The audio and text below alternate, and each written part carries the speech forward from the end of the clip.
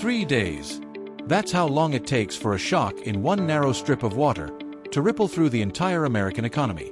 Not a recession. Not a slow downturn. A sudden, mechanical breakdown. And it starts in a place most Americans will never see, the Strait of Hormuz. Right now, about 20% of the world's oil passes through that single choke point.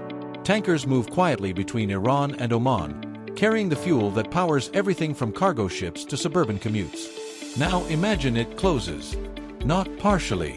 Completely. At first, nothing looks broken.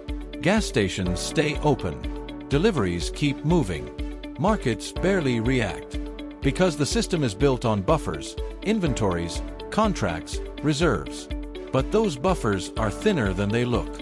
Within days, oil prices don't just rise, they spike. Violently. Because oil isn't priced on what exists today, it's priced on what traders fear will exist tomorrow. And tomorrow suddenly looks empty. So prices jump. Fast.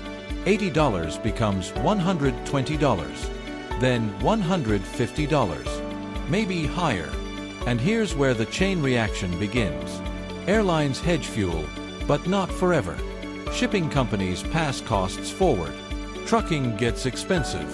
Logistics tighten. Every product that moves, which is almost everything, quietly becomes more expensive. Not dramatically. At first, just enough that companies start making decisions. Cut margins or raise prices. Most choose prices. Now inflation isn't theoretical anymore. It's visible. Groceries creep up. Utility bills rise. Manufacturing costs swell. And the Federal Reserve faces a problem it hates. Because inflation from oil isn't demand-driven. It's supply shock. You can't fix it by raising interest rates. But you might try anyway. Which slows borrowing? Which cools investment? Which pressures jobs? So now you have inflation and slowdown. A combination that historically doesn't end well. But here's the uncomfortable part. America isn't as dependent on Middle Eastern oil as it used to be. On paper, this shouldn't be catastrophic. So why does it still matter this much? Because oil is global.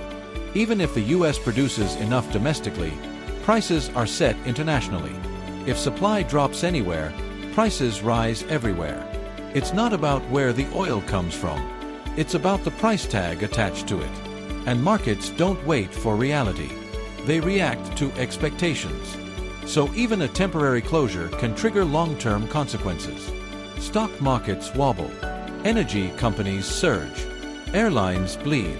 Consumers pull back. Confidence, the invisible engine of the economy, starts to crack. And once confidence slips, behavior changes. People spend less. Companies delay hiring. Investors turn cautious. Not because things are broken yet, but because they might be.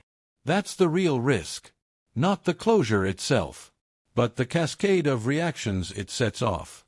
Because modern economies aren't fragile in obvious ways. They're fragile in connected ways. One narrow waterway. One disruption. And suddenly, the question isn't about oil anymore. It's about how much of the system depends on things we assume will always stay open. And what happens when one day they don't.